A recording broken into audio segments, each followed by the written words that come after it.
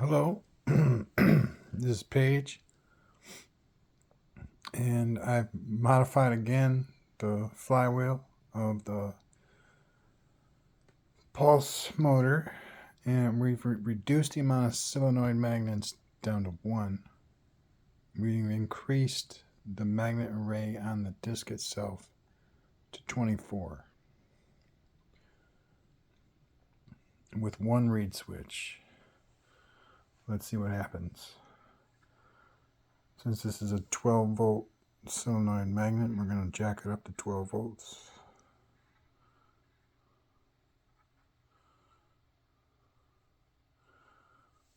.3. I believe we're going to go counterclockwise.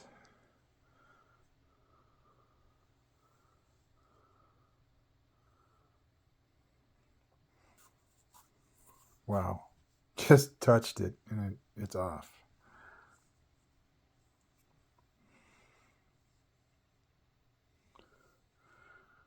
So apparently with one magnet and one reed switch, it works. 24 magnets. They are not too close together to trigger the switch. I was afraid that they'd be so close together that they would constantly be open, and it wouldn't work.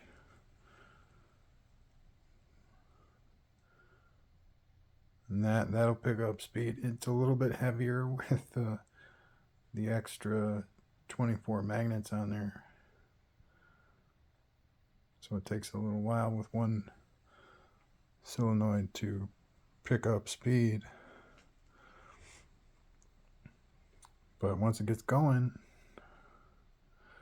it takes a while for it to stop.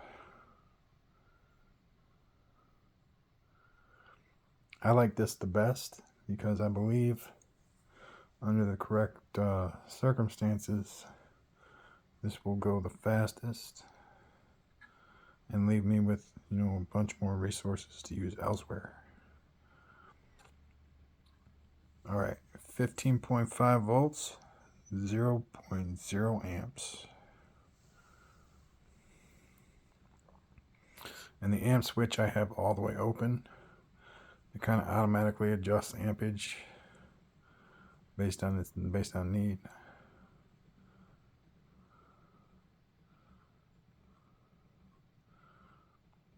That is so cool. That's one magnet and one reed switch.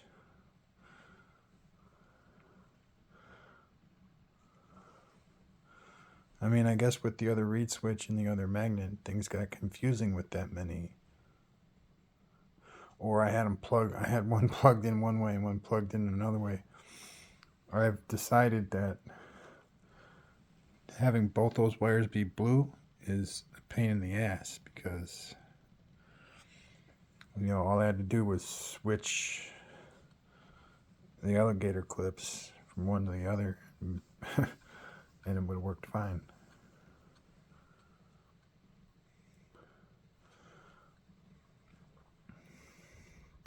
And you know what? I believe the RPMs are going to be the same no matter what I do because the solenoid magnets are 25N across the board. So it has the same rate of lift no matter what you do with it. I mean, I could probably get it a little bit faster if I just put it like a 0.5 millimeter away from the magnet array. But the magnets are gonna jump onto the that won't work because I didn't glue the magnets onto the array. Modular experimentation is key, man. You got to be able to reuse a lot of your stuff or you're gonna be paying through the nose.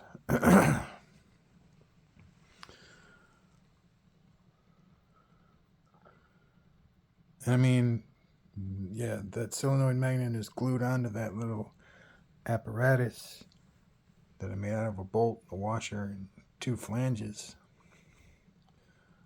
And it's perfect height. I mean, why wouldn't you do it? It's stable. It's perfect. It's a little messy because there's glue on it, but it's hot glue. So I can take that all apart if I want.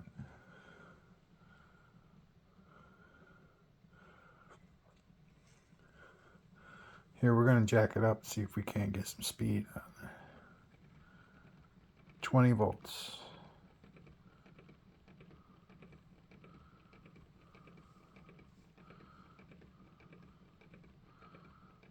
I don't think it's speeding up. Yeah, there it goes.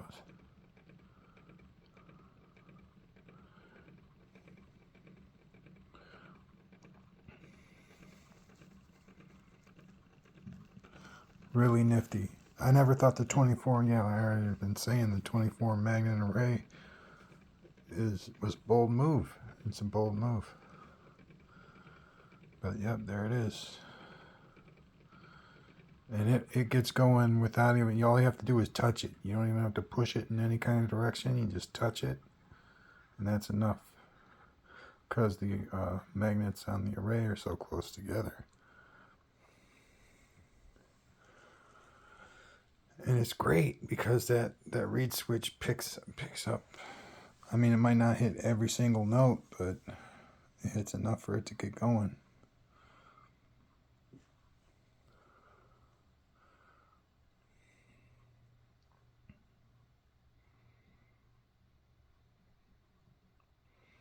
I like it. I think I'm going to keep it the way it is for right now.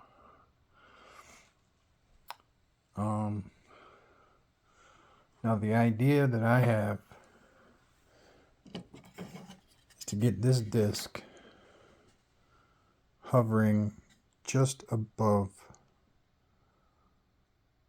so the magnets will push it along, or we can have it up higher, not too much higher, and use a solenoid magnet and hook it to the same reed switch, or have a new reed switch.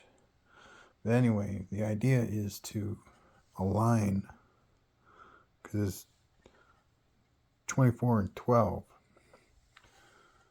to align these magnets with the magnets on the big disc, and use the same reed switch to prime two solenoid magnets, one to push this disc and one to push that disc. So both discs will be spinning. Or we do it the old-fashioned way, and we put it down close enough so that the bar magnets on the big wheel and the bar magnets on the small wheel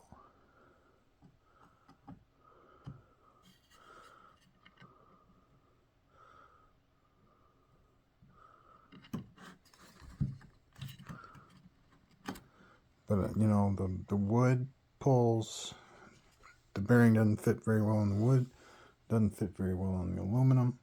Fits perfect on the steel, but you know, we can't use the steel because that interferes with the permanent magnets. The pole in the middle is steel, but that's because the magnets aren't facing.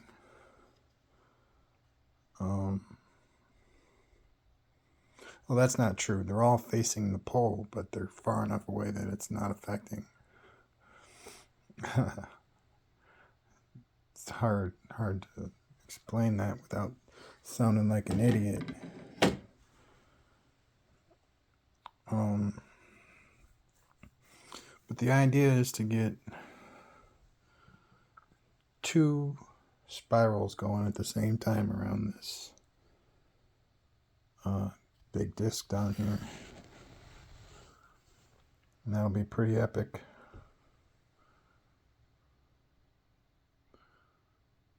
Thank you. Have a nice night. Please subscribe and join me on my journey. Having a lot of fun doing this, especially when I have success. So, you know, if you have any ideas and watching me do this stuff and you have any ideas, man, just let me know. The guy who, you know, told me to use bearings, I mean, yeah, it's good, but you know, it has its pros and its cons.